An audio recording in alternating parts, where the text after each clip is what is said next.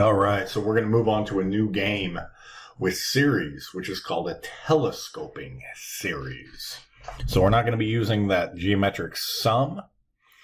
This is what we call telescoping. So you got to kind of see it. All we're going to do here, we're just going to plug in our indices. We're going to go from 1 to 2 to 3 to 4, and we're just going to see what's going to happen, okay? We're just plugging it in, messing with our sums. So this is equal to sine of 1 over 1 minus sine of 1 over 1 plus 1. There's our first one. Then we're going to add it to our next numbers. Sine of 1 over what comes after 1? 2 plus. Get out of here with plus. Minus sine of 1 over 2 plus 1. All right, no more color coding. And I'm going to do one more. Okay, that's a lie. Now we're going to put in 3 minus sine of 1 over 3 plus 1. And then I'm going to do a little plus dot, dot, dot. And we're going to get down to the very end where we're going to have sine of 1 over n minus sine of 1 over n plus 1. Oh, geez, that was a lot. So let me just write it out a little different. So this is going to be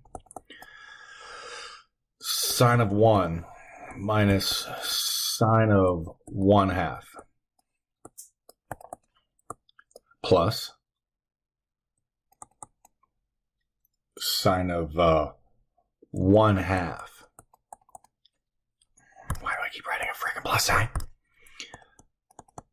Sine of 1/3 plus sine of 1/3 minus sine of 1/4 plus dot, dot, dot. We end up down here. Now, do you see it yet?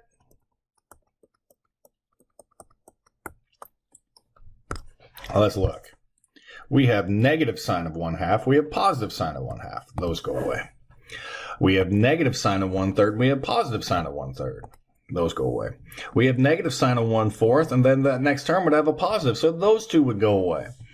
And then the term in here, well, this would be sine of 1 over n minus 1 plus, come on, dude, minus our sine of 1 over n. So those would cancel. The only thing that's going to be left in a telescoping series is going to be sine of 1, the first term, minus sine of 1 over n plus 1.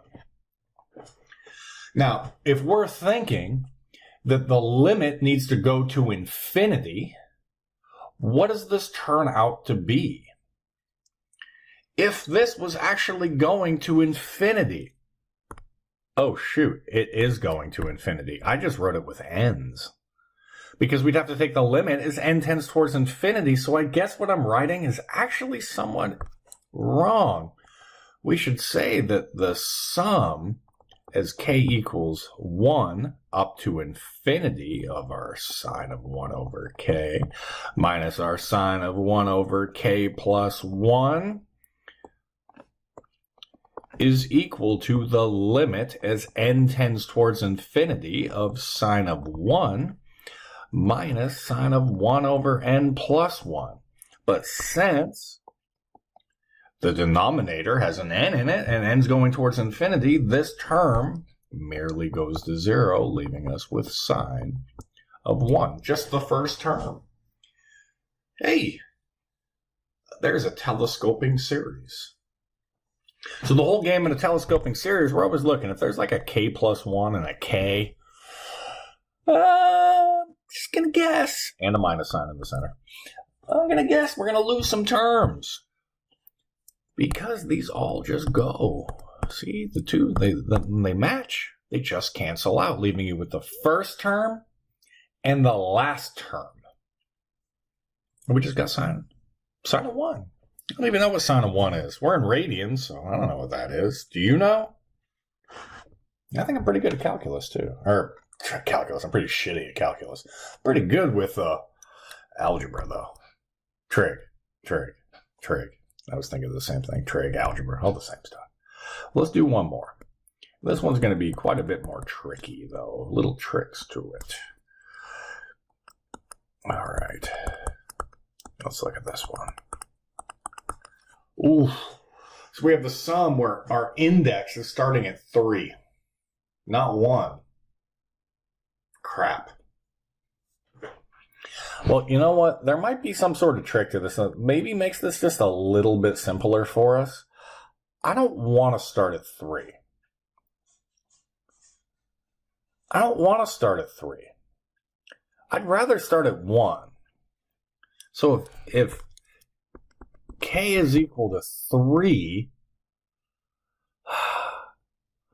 I don't know, bud. I'm thinking maybe we could write this differently. We could, what we call re-index. Saying I'd rather start at 1. So I'm going to think, let's let j equal 1 there. I want to call it j. I want that to start at 1. I want to set this thing up in such a manner to where we have j is equal to 1. But that means we have to change everything. So if j is equal to 1, but k is equal to 3, what could we do here? How could we set this thing up? Well, isn't j 2 less than k? Isn't j 2 less than k? J is 2 less than k. So I think we could actually say j is just equal to k minus 2. Are you catching this? The re-indexing, man, that just got me bad. Got me bad. So if j is equal to k minus 2, well, hey, there's k minus 2. Wait a second. Do we just call this j? And if that is k minus 1, well, how could we get that? Well, how could we use this right here? How can we use this right there to make that a 1? Well, to make it match, I think if we just did this, just add 1 to both sides, we're going to find out j plus 1 is equal to k minus 1. Okay, so this is j plus 1. Now we have all those j's in there. Like, ew, that's gross. Well, now, dude, let's just run it.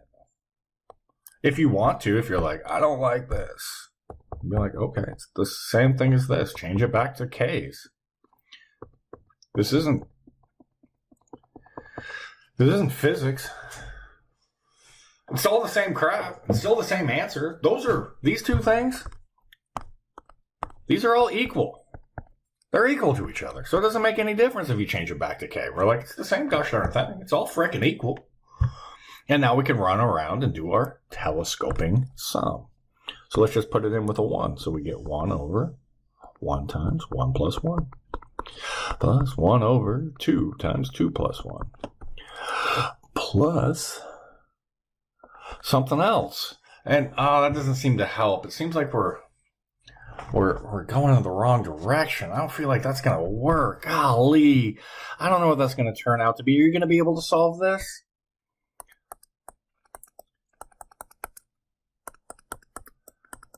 You got this? You're just going to be like, oh, clearly that just goes to. Nah, me neither. Me neither. Told you this is a tough one. So first we had to re-index. And then we get to this point where we're like, what the hell? What is this?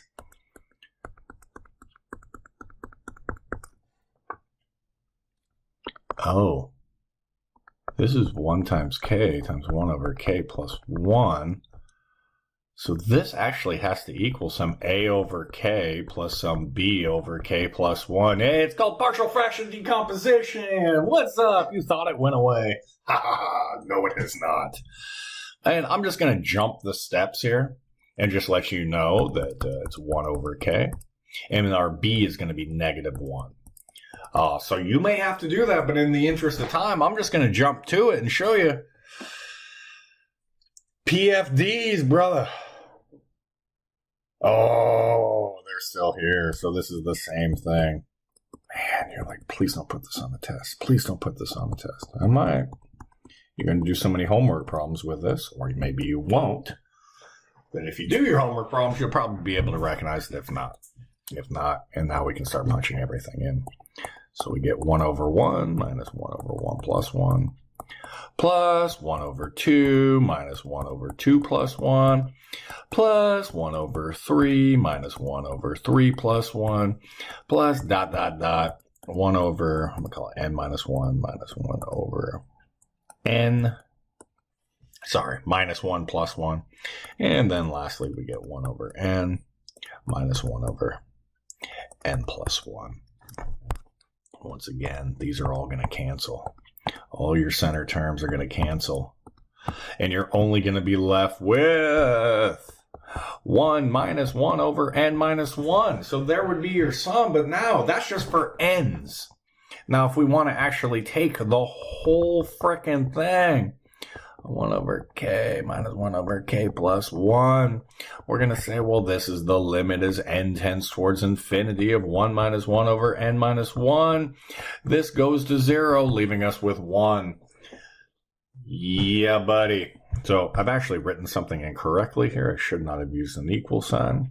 This should be an n the way I set it up. I did this in the last video too. So if you've noticed, oops. That is my mistake. I just wrote it improperly. I needed to go up to n, and then once we evaluate it, then we can take that n and take it to infinity.